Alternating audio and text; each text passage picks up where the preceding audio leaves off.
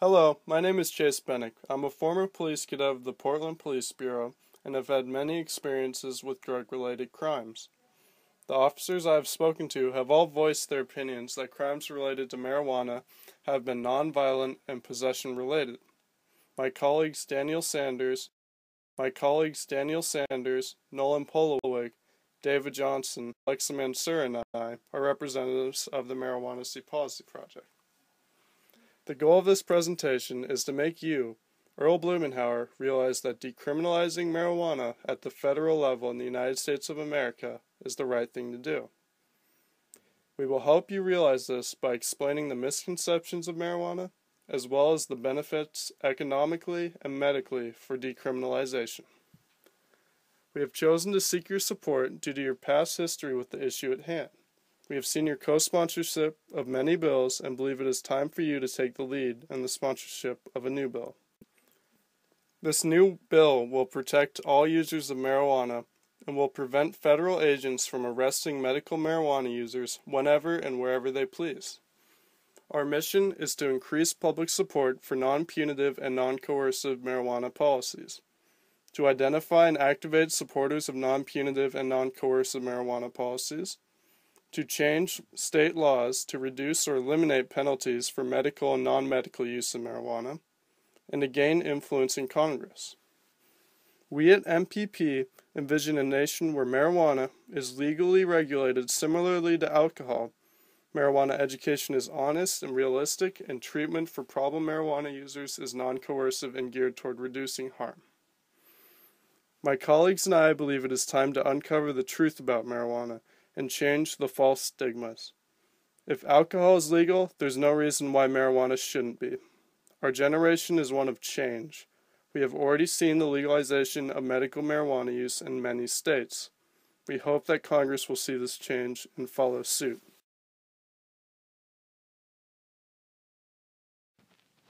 Well, believe it or not, cannabis was a popular cash crop in the early 1600s and all the way through the 1930s.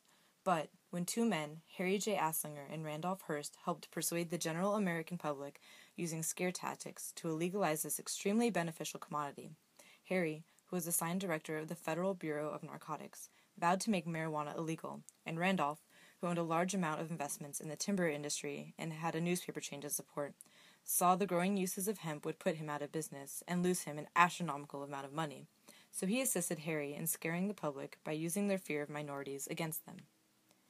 They would make ridiculous accusations such as marijuana being the cause of blacks attempting to court white women, and it was the cause of jazz, aka the devil's music.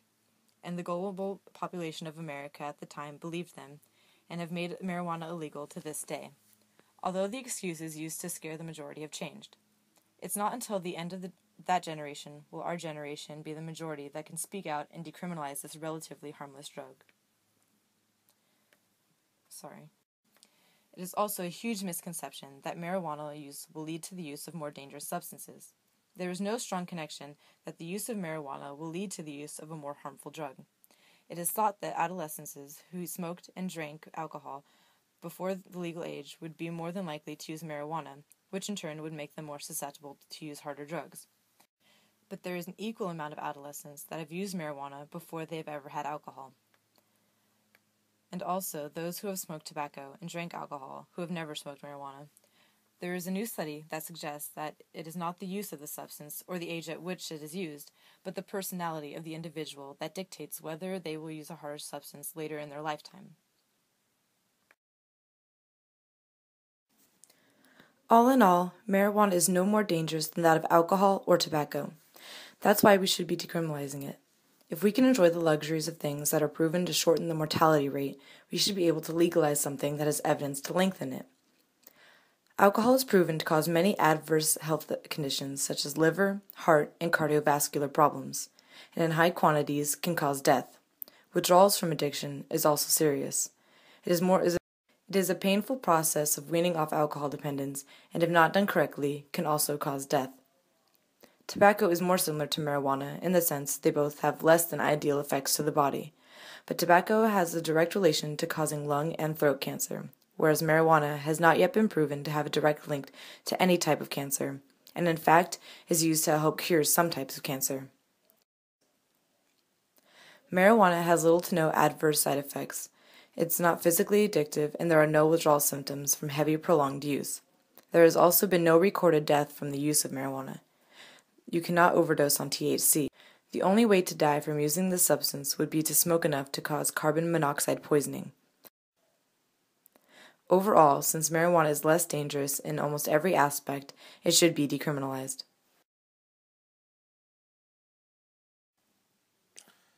So let's talk about the economic benefits of legalizing marijuana.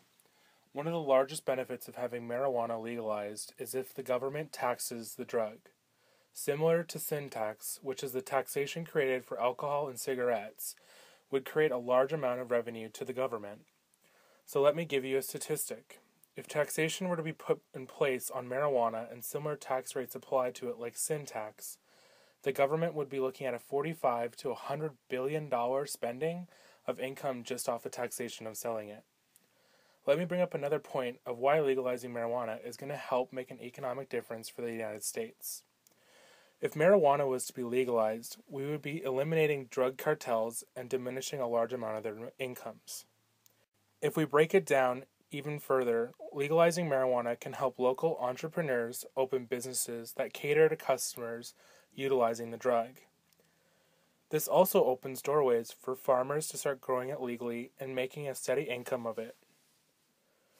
The American government spends around $150 million a year alone in just policing and courting. 47% of those cases are related to marijuana, either the use of it or the possession of it. Did you know that for the year 2007, 870,000 people were arrested for not just the use of marijuana, but the possession of it? There are 3 branches of government which can help cut costs and reduce the amount of money spent for people being incarcerated for possession or use of marijuana. 1. We would use less time spent in court systems, allowing for more serious crimes to be spent in court. 2. Police enforcement would be able to focus on more severe crimes and spend less time with writing up tickets or arresting people for the use of marijuana. 3.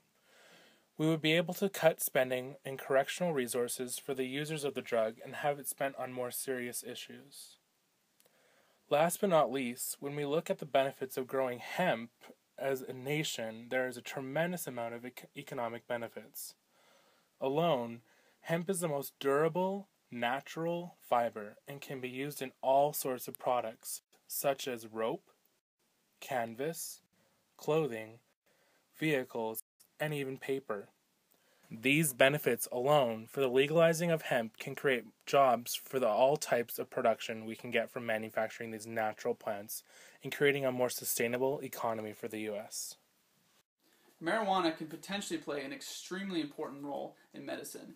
It can help control the symptoms that come from diseases such as HIV/AIDS, cancer, epilepsy, and multiple sclerosis, all of which are extremely devastating diseases. Now, the main aspect that it can control in these diseases is pain. Pain management is extremely important for people who are suffering from chronic diseases. Right now, the number one pain prescription is codeine. Now, codeine does a great job at helping to reduce pain in most patients, but not all patients respond well to its effect. Also, patients can become addicted to codeine in as little as 3 weeks, and it is potentially an overdose risk.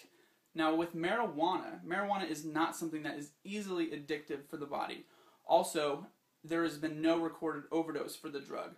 So just in that, we can see that it is potentially a much better drug for managing pain. Also, some patients don't respond well to codeine, and it can cause them even worse nausea if that's what they're already experiencing, or even worse pain than they're already experiencing. And it gives the patient another option. This is about the patient. This is about the patient's needs. This is about giving the patient options. It should be between them and a decision between the patient and the doctor, not a decision between the patient and the government. The legalization of marijuana is also extremely important to research. Right now, even though marijuana is an all-natural drug that comes solely from a plant, is very limited. We really don't know that much about the drug. We really don't know that much about what the drug does to the human body and the human brain. We do know that it reduces pain, we do know that it reduces nausea, and we do know that it helps people with muscle spasms. That's about it. Other than that, we really don't know what this drug can potentially do for a patient, and that's why we need to research. Right now, we have so many life-saving drugs on the market because of that, because of research funded by the government. Right now, it is very difficult to fund research for marijuana because it is an illegal substance, and the government does not want to fund research of a substance, that is illegal. If we legalize marijuana, we will see a great increase in the research of it. And who knows, the potential for marijuana could be something that we've never even imagined. Wouldn't you like to be the politician that leads the movement to banish ignorance about marijuana in this country? To be known as the man who helped medical marijuana patients get their medicine legally? Who helped turn around the recession and brought in billions of dollars in tax revenues?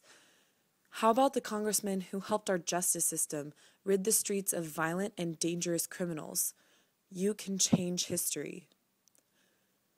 We have discussed the fact that stigmas surrounding marijuana are incorrect, even where these misconceptions came from. We have disproven the argument that marijuana is a gateway drug. We have compared marijuana to cigarettes and alcohol, found it was less detrimental, and talked about its health myths. We have shared the knowledge about the health benefits of marijuana and the reasons why it is a good substance for medicinal use.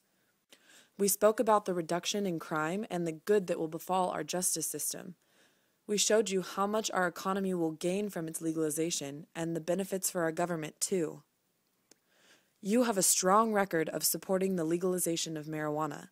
You have a high approval rating from your constituency who know that you are a supporter of legalization. If you were to sponsor this bill, the people who support you would see and appreciate your consistency on this issue. Not only would it encourage return voters to vote for you again, but it would also draw out those who don't typically vote, but believe in this cause. Seeing that you are the one sponsoring this bill, they would be more likely to vote for you there and in the future. Not only is there a probability that your approval rating will go up, but there is also great chances of you getting reelected. How can you say no to this proposal? We know you can't. There are no downsides to the decriminalization of marijuana. Our job is to make as many people as possible realize that the arguments against it are based on false stigmas and misinformation. This issue is outdated and over-argued. The majority of Americans now support legalization. It is time for action, and you are the man of the hour. Here are your next steps. 1. Contact David Johnson, whose information is provided on the proposal report.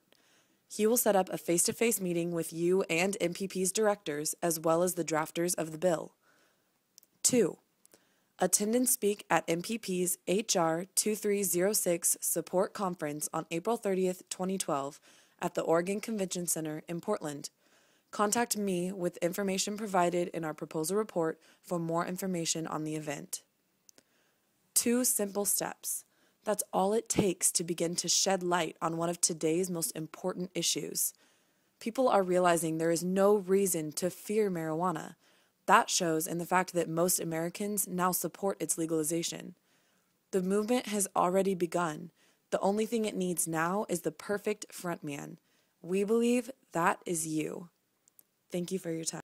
In a recent interview with Keith Mansur, publisher and chief editor of the Oregon Cannabis Connection, member of the Committee for Students for Sensible Drug Policy Law Reform, and mediator of the Symposium Jefferson State Hemp Expo, debunks certain stigmas and discusses economic benefits.